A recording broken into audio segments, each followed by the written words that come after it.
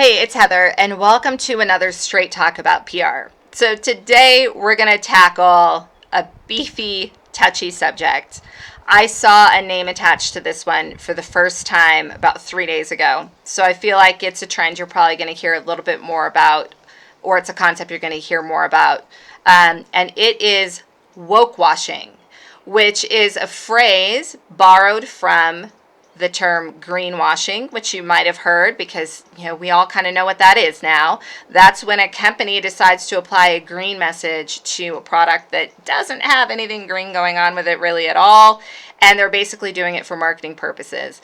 And the same is true of wokewashing. It's where a company that doesn't have any invested interest in any kind of corporate philanthropy, social justice cause, anything along those lines, promotes themselves as being involved in it for the mere purpose of marketing.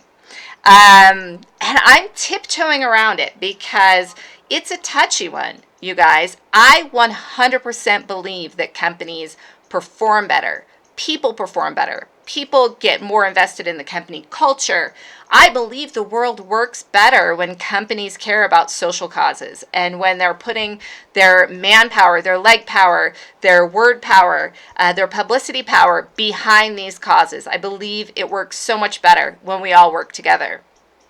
I also know beyond a shadow of a doubt that I've been approached in my career many times from companies who had hit a stall in marketing and said, what can we do? Let's tie to a cause. This cause is really hot right now. Let's find something that we can do around this cause so that we can ride that coattail. Or, hey, we're having an event. We're worried nobody is going to show up. What can we do? Oh, I know.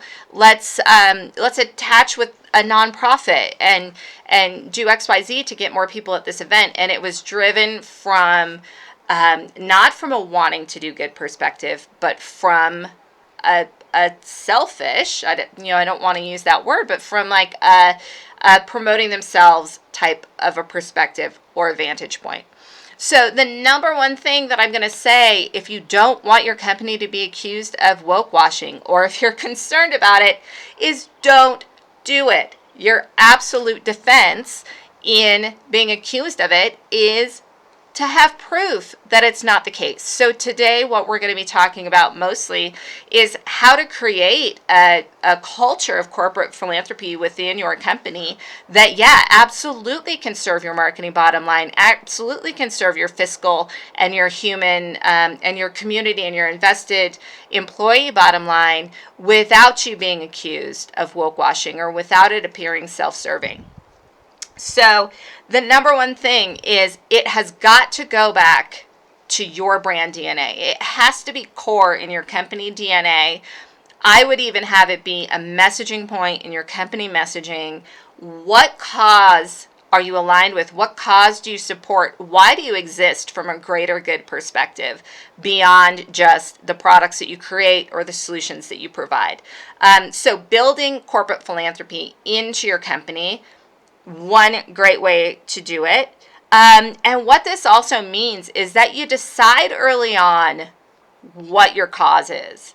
So I want it to make sense with your business purpose. And I'm laughing because I buy all my spices from a company that's really into like politics, and all of their social ads and stuff's about politics. And what do politics have to do with like Turkish oregano? I have no idea, but for some reason they've actually made it work. So I guess there's an outlier that proves almost every single use case.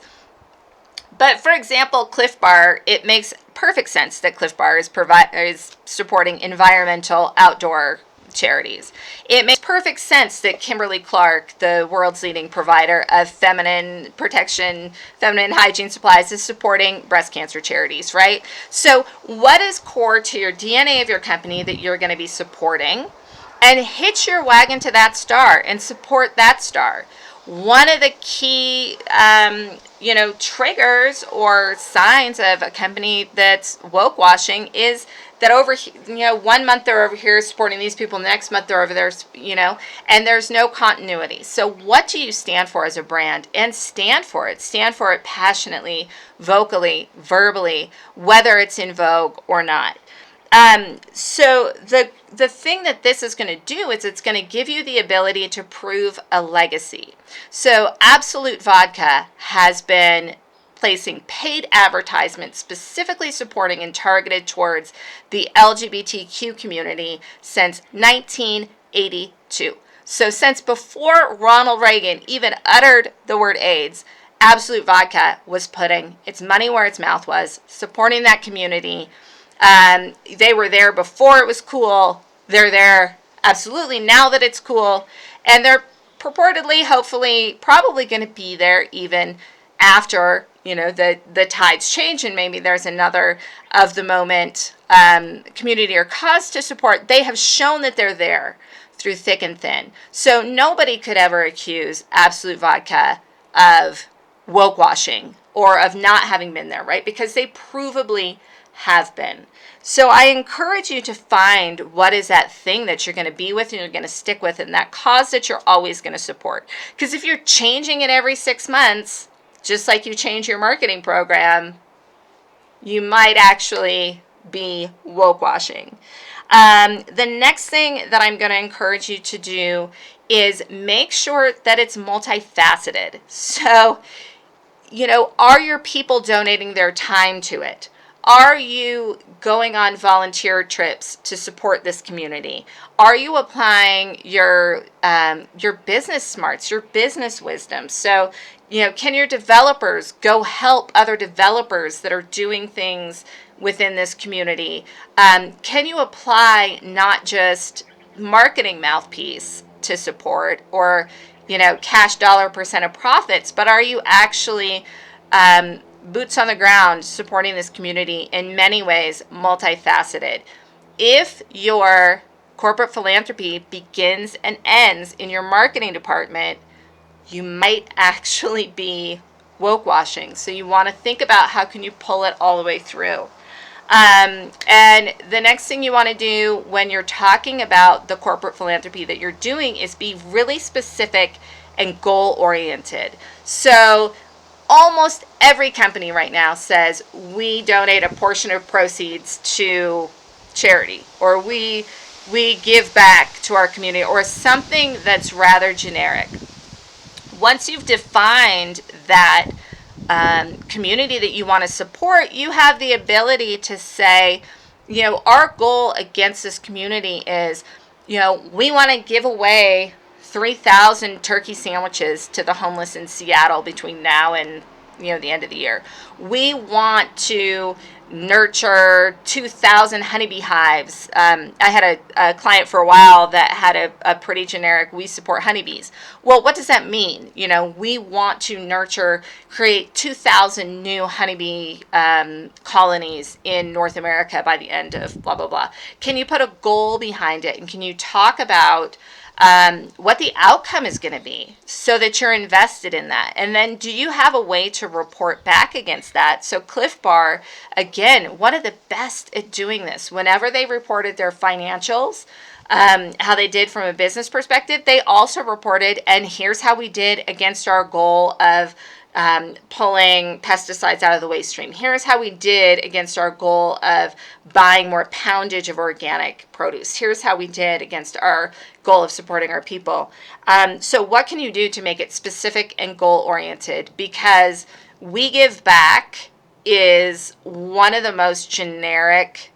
I don't think there's a company in the world right now who wouldn't say we give back. How do you get really specific? How do you make it matter to your customers? And then how can you show that it's actually happening?